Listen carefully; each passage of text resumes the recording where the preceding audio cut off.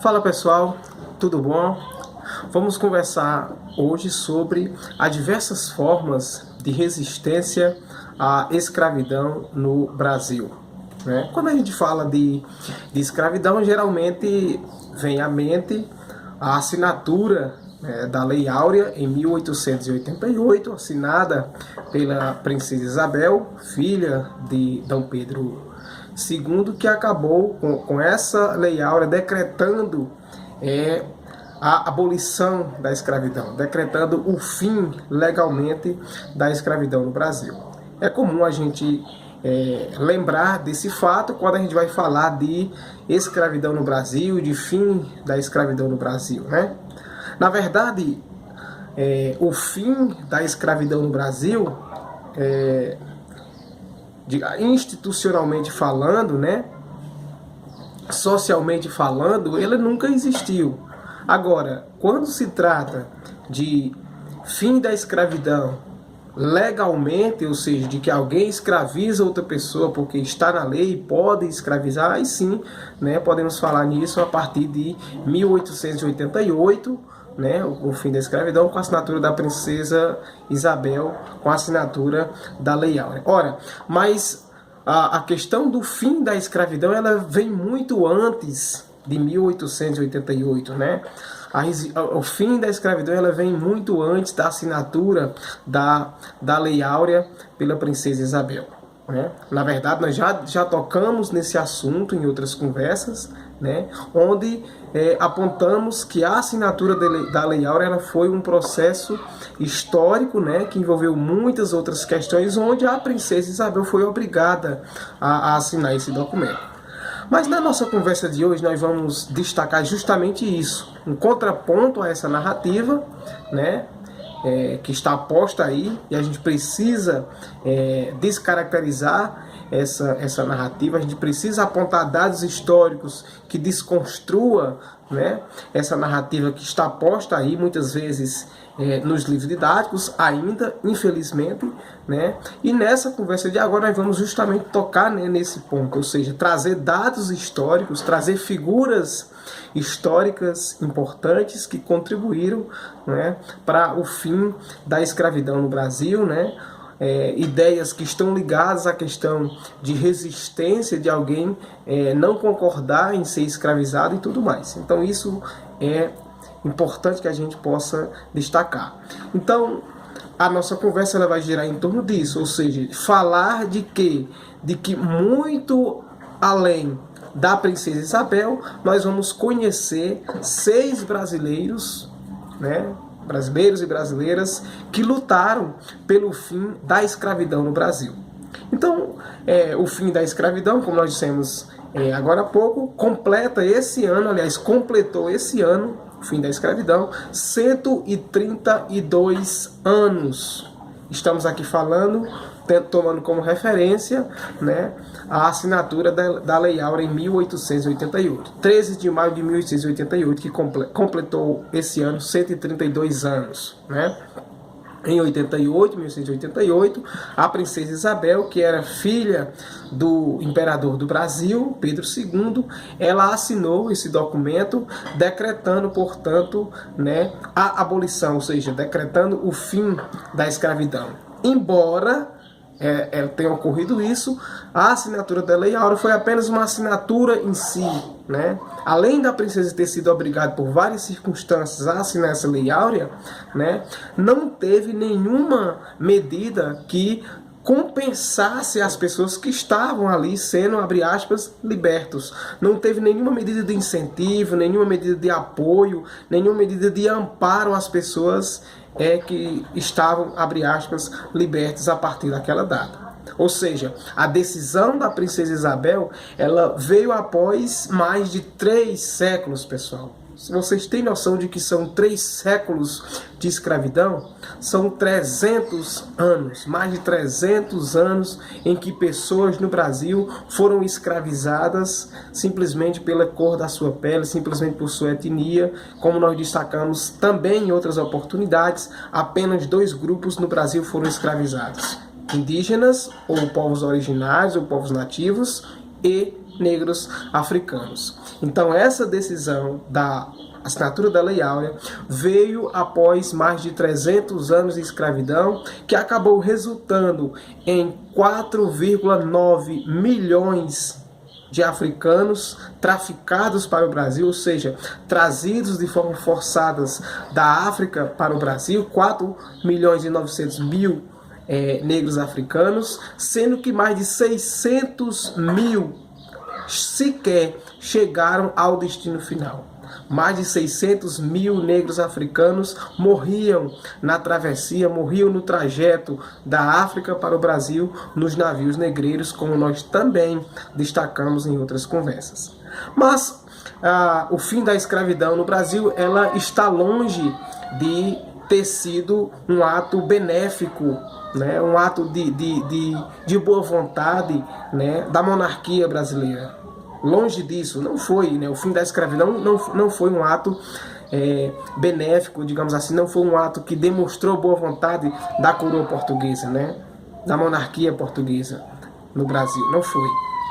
Na verdade, foi resultado, o fim da escravidão no Brasil foi resultado de diversos fatores. Eu poderia aqui citar vários, né, mas vou me limitar aqui à questão, né, do crescimento do movimento abolicionista, ou seja, de um movimento que reunia diversas pessoas que queriam o fim da escravidão no Brasil na década de 1880, né, cujo esse próprio movimento não podia mais ser contido, né, já tinha alcançado um ritmo muito grande que ficava muito difícil conter esse movimento pelo fim da escravidão no Brasil. Não está ligada também a isso, né?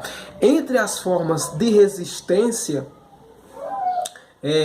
à escravidão no Brasil, né, estavam, claro, as grandes disputas parlamentares, os grandes embates, os grandes conflitos entre os parlamentares. Estavam também as manifestações artísticas, revoltas, fugas, né? Revoltas, fugas de negros africanos, né? Dos próprios indígenas, suicídio, né? As pessoas morriam para não continuarem sendo escravos. Então tudo isso são formas ou foram formas de resistência à escravidão no Brasil. Formação de grupos, né? Como por exemplo a formação do Quilombo dos Palmares, que foi o mais emblemático, foi aquele que agregou mais pessoas, né?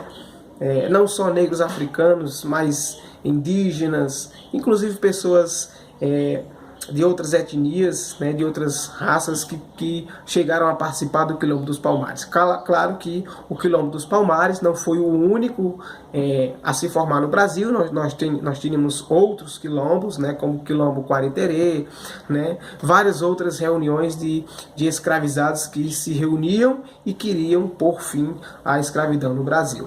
Né? Então é a partir desse ponto, né, que a gente precisa entender como é que as pessoas resistiam à escravidão no Brasil. Não se limitou ao ato de assinatura da Lei Áurea que acabou com o fim da escravidão. Isso foi, né, isso veio muito depois, né? Enfim, então a disputa pelo fim da escravidão, ela ganha um incremento muito forte, né? Além de tudo isso que nós já relatamos, o movimento abolicionista, né? O movimento de pessoas que queriam o fim da escravidão, além das fugas, das revoltas, né? Dos suicídios, tudo isso que era uma forma de resistência. Um fator, aliás, importante, acabou ajudando a alimentar ainda mais a luta pela resistência, a luta pelo fim da escravidão. Um deles aconteceu 4 anos antes da assinatura da Lei Áurea, né? Em 1884, por exemplo, 4 anos antes da assinatura da Lei Áurea, né? Os estados do Ceará e do Amazonas acabaram com a escravidão, ou seja, decretaram o fim da escravidão, contribuindo para dar mais força, dar mais o incremento, né, para dar mais força mesmo à questão do movimento pelo fim da escravidão. Então nós vamos destacar agora, nessa segunda parte da nossa conversa, né, vamos listar e entender e compreender 6 personalidades negras que contribuíram para o fim da escravidão no Brasil. e, claro, entendendo esse movimento como formas de resistência. O ato de você lutar para que alguém seja liberto, né, é uma forma principal de você combater a resistência, de você combater a escravidão e de você resistir a essa escravidão. Portanto, nós vamos falar aqui de 6 personalidades, a começar por um rapaz chamado de Luiz Gama, um ex-escravo ou um ex-escravizado que se tornou advogado. Então, Luiz Gama, nome completo, Luiz Gonzaga Pinto da Gama, nasceu no século XIX, em 1830, no estado da Bahia, especificamente em Salvador. Luiz Gama era filho de mãe africana, né, Luísa Maim, e também filho de um pai branco, que era de origem portuguesa. Quando Luiz Gama tinha 4 anos, a sua mãe, Luísa Maim, chegou a participar de uma das revoltas mais importantes contra a escravidão no país, em Salvador, né, que foi a Revolta dos Malês. Então, lutava pelo fim da escravidão, essa Revolta dos Malês, e a mãe de Luiz Gama participou desse movimento. Só que, quando Luiz Gama tinha 10 anos, aconteceu algo que acabou mudando de forma drástica a vida de Luiz Gama, que acaba ficando órfão, né, ficando aos cuidados, aliás, do amigo do seu pai, e esse amigo acaba vendendo Luiz Gama como escravo. Então, Luiz Gama, aos 10 anos, sai livre de Salvador e chega ao Rio de Janeiro, né, como escravo. Esse detalhe ele é relatado em um livro chamado Flores, Fotos e Balas, da socióloga Ângela Alonso, né? Enfim, onde ela destaca os movimentos abolicionistas no Brasil. Depois, Luiz Gama ele vai para São Paulo, né, onde trabalha como doméstico. Um relato do próprio Luiz Gama diz assim: aprendia a copeiro, o sapateiro, a lavar e a engomar e a costurar. Né? Ou seja, mas aos 17 anos, Gama ele vai aprender a ler e escrever, né, como um estudante de direito, e acaba reivindicando a sua liberdade, abre aspas, ao seu proprietário. Afinal, diz ele, nasceu livre e livre deveria ser. A luta de Luiz Gama é muito intensa pela libertação dos escravizados. Ele vai se valer da sua formação agora como advogado, né? E vai lutar de forma muito forte pela libertação dos escravizados no Brasil. Gama chegou a entrar na justiça para libertar escravizado e, segundo o relato, calcula-se que ele conseguiu libertar cerca de 500 pessoas. Feito, então Luiz Gama tem um papel muito importante e é um dos ícones negros, um dos personagens negros mais importantes nessa luta pela resistência e nessa luta pelo fim da escravidão no Brasil. Perfeito? Nós também podemos destacar agora Maria Tomásia Figueira Lima, né, que lutou para adiantar o fim da escravidão no nosso estado, né, no estado do Ceará. Maria Tomásia era filha de família tradicional na cidade de Sobral, né? E ela vai para Fortaleza depois de se casar com um abolicionista, ou seja, com uma pessoa que luta pelo fim da escravidão, um rapaz chamado Francisco de Paula de Oliveira Lima. E em Fortaleza tornou-se uma das principais articuladoras do movimento que levou o estado do Ceará a decretar, né, a libertação dos escravizados 4 anos antes, né, da Lei Áurea no Brasil, como nós destacamos no início da nossa conversa. Bom, então Maria Tomásia é uma figura também importantíssima na luta pelo fim da escravidão, uma personalidade negra muito forte e muito importante. Seguindo a nossa sequência, falaremos agora sobre André Rebouças, um engenheiro que queria dar terras aos libertos, né? André Rebouças, assim como Luiz Gama, era baiano, nasceu em 1838, né? Em uma família negra, livre e incluída na sociedade imperial. Ainda jovem, estudou engenharia e começou a trabalhar nessa área. foi responsável por diversas obras de engenharia importantes no Brasil, né, como a Estrada de Ferro, que liga Curitiba ao Porto de Paranaguá. Conquistou também posição social e prestígio e respeito na corte, né? Inclusive a Avenida Rebouças, que é uma importante via de São Paulo, é uma homenagem a André e ao seu irmão Antônio Rebouças, também engenheiro. Em uma das obras de que participou, outro engenheiro pediu que Rebouças libertasse o escravizado Chico, que era operário, né, e tinha sido responsável pelos trabalhos hidráulicos. Abre aspas, foi quando sua atenção recaiu sobre o assunto.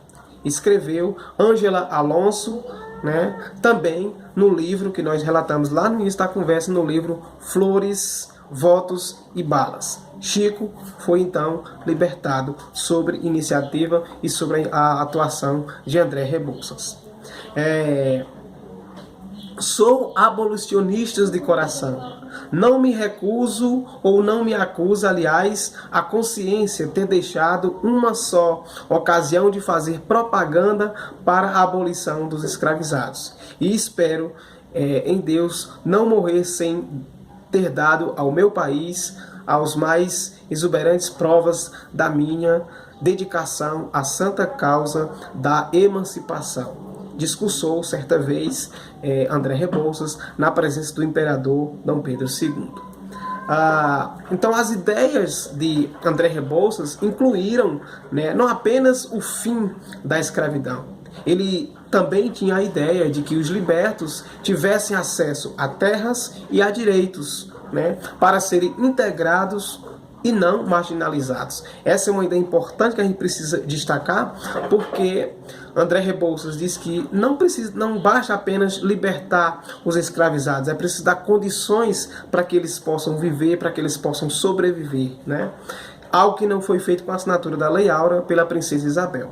Então André Rebouças, além de libertar os escravizados, queria também dar direito a ele, acesso à terra e a outros direitos para que eles fossem integrados na sociedade. Tá bom? Uma outra figura importante nesse conjunto de personalidades negras que contribuíram para o fim da escravidão, que resistiram à escravidão, é Adelina, né? A churateira que atuava como espiã. Vamos entender como isso funcionava. Adelina era filha e escrava do próprio pai, né? Adelina passou a vender charutos que ele produzia, ou seja, que seu pai produzia, na rua e estabelecimentos comerciais de São Luís, no Maranhão. Suas datas de nascimento, né, e morte são poucos conhecidas, né, como seu sobrenome também. Como escravizada, criada na Casa Grande, Adelina aprendeu a ler e a escrever, trabalhando nas ruas, assistia a discursos de pessoas contrárias à escravidão e decidiu se envolver nessa luta, decidiu se envolver nessa causa. De acordo com o dicionário da escravidão negra no Brasil, do pensador Clóvis Mouras, Adelina enviava à Associação Clube das Motos, que escondia escravizados e promovia sua fuga, informações que conseguia sobre ações policiais e estratégias dos escravistas. Ainda sobre Adelina, aos 17 anos, ela se alforria, né? Aos 17 anos, Adelina se alforria, ou seja, promove a sua liberdade, luta pela sua liberdade, enfim, e segundo, claro, uma promessa de que seu senhor fez essa questão, né? Então, aos 17 anos, Adelina seria alforriada, melhor dizendo, segundo a promessa que seu senhor fez à sua mãe. Mas de acordo com o dicionário, essa questão da alforria de Adelina, ou seja, essa libertação de Adelina, acabou não ocorrendo. Por fim, nós vamos tratar agora de mais duas figuras importantes, que é Dragão do Mar, o jangadeiro que se recusou a transportar escravizados para os navios, né? O jangadeiro e prático condutor de embarcações, Francisco José do Nascimento, que nasceu em 1839 e faleceu em 1914, era um homem conhecido como Dragão do Mar.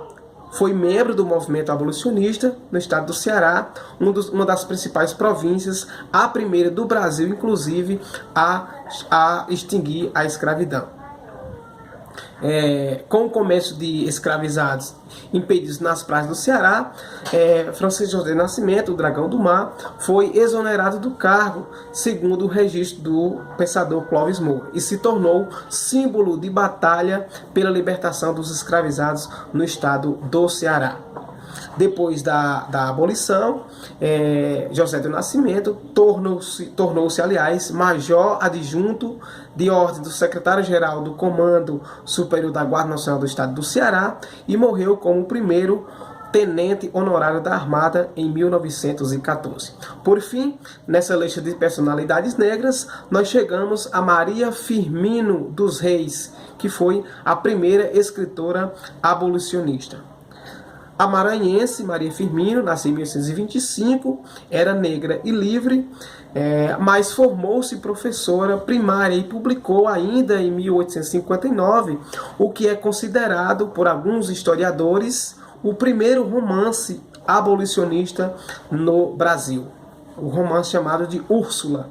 O livro conta a história de um triângulo amoroso, mas 3 dos principais personagens são negros que questionam o sistema escravocrata. Então esse é um livro importante para entender esse movimento abolicionista escrito por Maria Firmino dos Reis. A escritora lança o livro apenas como uma maranhense, um expediente comum entre mulheres da época que se aventuraram no mercado editorial e que só agora começa a ser descoberto pelas universidades. Segundo a professora de literatura brasileira da Universidade Federal de Minas Gerais, Constantina Lima Duarte. Maria Firmino também publicou contos, poemas e artigos. E de acordo com o Dicionário de Mulheres no Brasil, de 1500 até hoje, ela criou aos 55 anos de idade, melhor dizendo, uma escola gratuita e mista para crianças pobres, do qual ela ensinava. Maria Firmino chegou a morrer aos 92 anos, numa casa de uma amiga que havia sido escravizada. É isso aí, espero que vocês tenham compreendido e abraço virtual a todos e a todas.